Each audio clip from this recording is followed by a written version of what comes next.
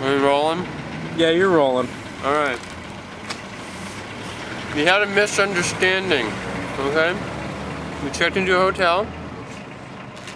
I'd slept in a tent, dirty as shit, for about 5 nights. All I wanted was a shower. I just wanted to get in the hotel and take a shower. We go in there. About 3 months ago, my friend Ellery loses his immigration card that you get when you enter Russia and need to exit. So we get in there, the woman says, "Hello, Mr. Bridges, can I have your immigration card?" While you check in, I say, "No problem." And she says, "Ellery, can I see yours too?" And he says, "I don't have one." And she says, one of your stupid Russian hotels lost it the last time. One of your stupid hotels lost it. And so she says, "Well, this is going to be a big problem. Let me call the manager up." Manager came over, said, "Okay, I think maybe we can help you get another one." Calls immigration officials. They looked at our visas. Took them a little while to figure it out. And we heard that terrifying set of words, 90 I 180. 90 out of 180 days, and we started to cringe. We knew there was trouble. Someone had finally figured out, 50 miles away from the border, someone finally figured out we'd been illegal in the country for about 7 months. Yep. So they called immigration officials, who of course thought we were American spies or something. They took us down to the police station, questioned us for about 2 hours. Spent the night there? We'd ridden about 85 miles.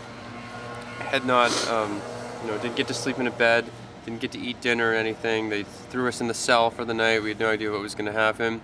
We were both kind of sick. Woke up just shivering, coughing, hacking, just so sick. Then the day started out with the chief of police, who didn't speak any English and made almost no effort to dumb down his Russian at all. He was just kind of yelling at us for a while. Then we went and took our first round of mug shots. Then they got in a van with the immigration officials, drove around town, went to the immigration office. Took our second set of mug shots. Second set of mug shots. They fingerprinted every one of my fingers and palms about 6 times. Yep. Covered them in ink. And then we sat around for about 3 hours with no idea what was really going to happen. Finally, they got the translator back, and translator was great.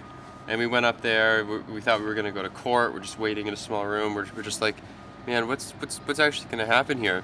And he says, "Oh, guys, I think they're going to deport you. Bike trip's over. You guys are going back to America." So we sat around for a while trying to wrap our heads around it. Kind of upset. Finally, we were sitting. And not only that, if we were deported, it would take about 2 to 3 months for the deportation. So the bike trip would take just as long. The trip would take just as long, but the last half would just be us living in a cold cell somewhere detained here in Russia. Living in a cold cell. So we weren't very happy.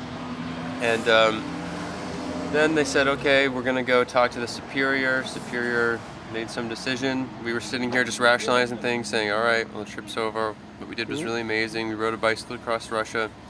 That's cool." And then the guy came back and just said in the only English words he knew, "Welcome to Ukraine." Yep. Just had to pay a fine. We had to pay a fine. We haven't been able to pay it yet. No. It was a Saturday evening. They dropped us off about 50 miles from the border at about 5 o'clock on a Saturday. You have to pay the fine at a bank, and they said, "Boys, get to the pay the fine, get to the border tonight, and everything will be cool."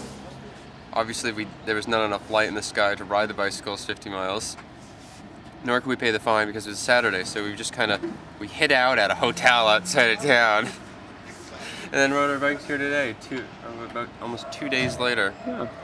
The banks are open now. We're gonna go to the border. I have in my hands an official piece of paper in Russian, signed by a immigration official.